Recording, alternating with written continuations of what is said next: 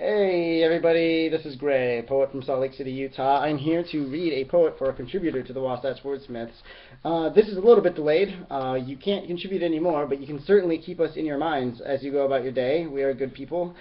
This is for Levi Rogers, who is a great guy. He contributed over the summer. And anyway, I'm sorry this is so delayed, Levi.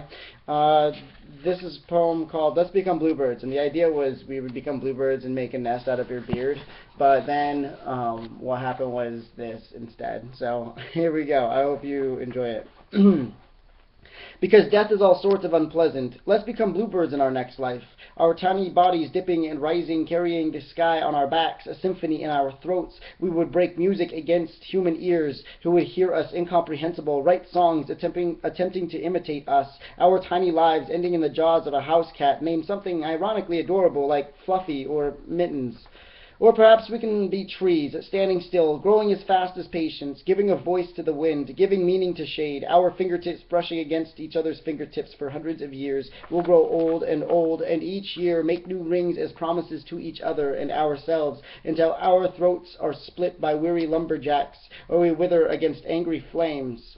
It might be better to be a fruit, something sweet, containing all of life within ourselves. I would like to be a watermelon. You can be a peach. I know a man who would make a perfect apple. We would live briefly but sweetly, and if we are lucky, our skin could split against the earth, our growth down into the soil before our rise to become more fruit, or we'll be plucked by hungry or thirsty fingers and break against the motion of a blade or 32 small white greedy stones.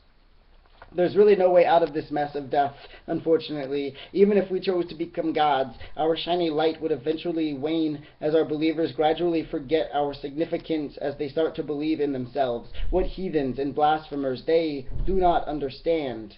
Let's give up then and become typewriters with our alphabetic smiles, our QWERTYs and UEOPs, possessing all the potential energy of undiscovered meaning, our owners running their fingers across our bodies frantically. We shoot percussions into the night in conversation with the half-empty whiskey bottle who complains she feels progressively emptier in mouth-sized increments, the typist looking at us as though we contain all of the answers to every one of their fears, yelling obscenities at each other, and we pretending they are prayers for the gods we should have been.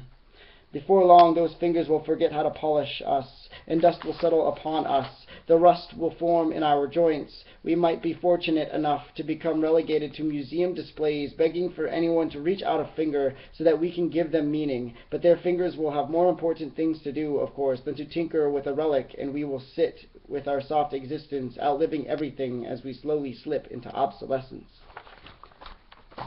Anyway, there you go, Levi. I really appreciate it. Thank you for being a friend. And yeah, I'm on tour, and that's cool. I'm in Boise. Anyway, I'll see you guys later.